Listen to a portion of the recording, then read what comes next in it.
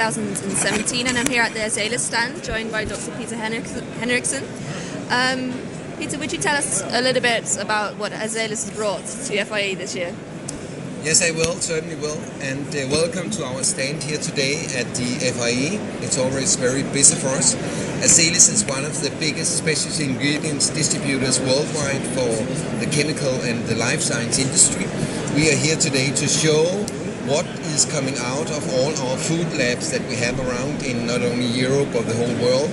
Today we have 16 food labs, and what we are needing to do today is that we need to develop and innovate for our customers in the food industry. So we are here today to show some of our ingredients.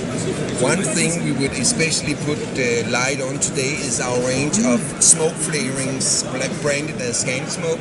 Yeah. The question is, what is a smoke flavor? A lot of our consumers, they are kind of misleaded, thinking that a smoke flavor is something that we are standing in a chemical factory and synthesize, which is not the truth. The thing is, what we do is that all smoke flavor manufacturers, they burn woods, they take the smoke and then they condense the smoke in cold water, and then they store it. And then you take out all the tar and undesired components that you normally would find in a smoke flavor. And then you have a liquid phase pack, which is the primary smoke flavor that can be used to add a smoky flavor into the food recipes.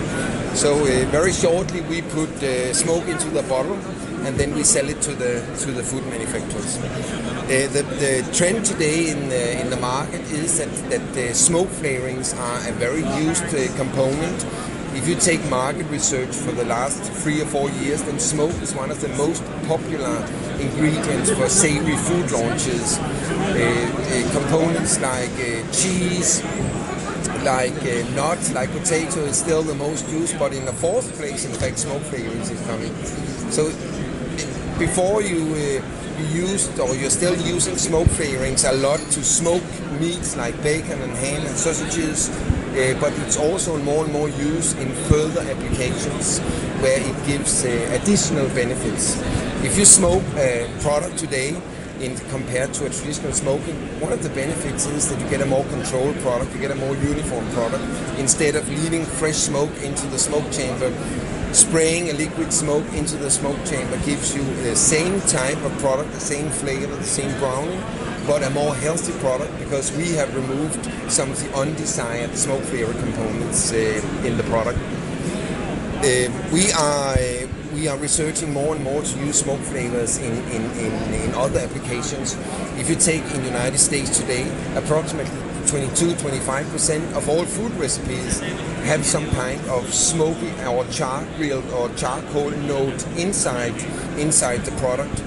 And this is something we would want to explore further. If you go to the United States, you can even use smoke in chocolate flavors, in desserts, in ice creams and so on. We are not that far in Europe yet. We know that some of our customers in the flavor industry is using smoke flavors in chocolate flavors and so on. We would rather try to convince that smoke flavorings are also a kind of a flavor enhancer, without giving really smoky notes to a food product like a tomato soup. You could dose a smoke flavor like this in a very small dosage, and then it works like a flavor enhancer. It really enriches the overall flavor in soups, in stews, in sauces, and so on and so on. So this is something we are working a lot with in our food labs. One trend which is booming right now is meat substitute, sustainability. Today in the world, approximately 2 billion people are living from diets based on meat. Approximately 4 million is living on diets more based on plants. Americans are very big meat eaters, while if you go to India, for example, it's more plant. There's a very complex and large discussion about meat, and how does it have impact on the ecology systems and so on and so on. I would not go into that discussion. I will just say that we see in the market today that there is so many resources used trying to replace meat. And we see that traditional meat processors, they claim that some of them in the next 3 to 5 years would like 30% of their turnover on meat substitutes, on sales of vegetable products as meat replacers, which is huge. We see some of the big food ingredient blenders today using half of their R&D resources on finding recipes to replace meat. One of the key ingredients you need to replace meat is a smoke flavor, because when you smell a smoke flavor, if you taste a smoke flavor, it gives you associations to meat. So if you have a smoke flavoring in the recipe for a meat replacement recipe, you need some smoke flavors inside. We are today also showing here some examples where we have made veggie bacon. It's bacon based on different raw materials. Here we can see that we have made bacon on rice paper, where we have added smoke flavoring, maple syrup and other ingredients. We have made bacon bits with use of texturized soy protein. We have made vegetable bacon on coconut, because in coconut you have MCT oils, which gives this fattiness that you would find in a bacon. And together with a smoke flavor and together with the crispy note of a coconut that has been roasted in the oven, you get a fairly good bacon replacement for your salads. And then finally on carrot, this is a little bit light, but carrot can be used in slices also as a bacon replacement where you use smoke flavors.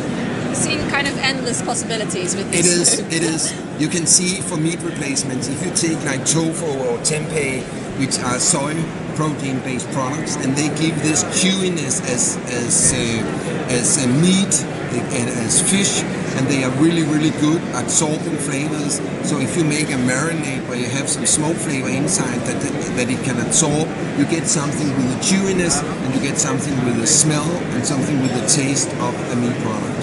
So it's endless. Only thing you need is a bottle of smoke. Thank you very much.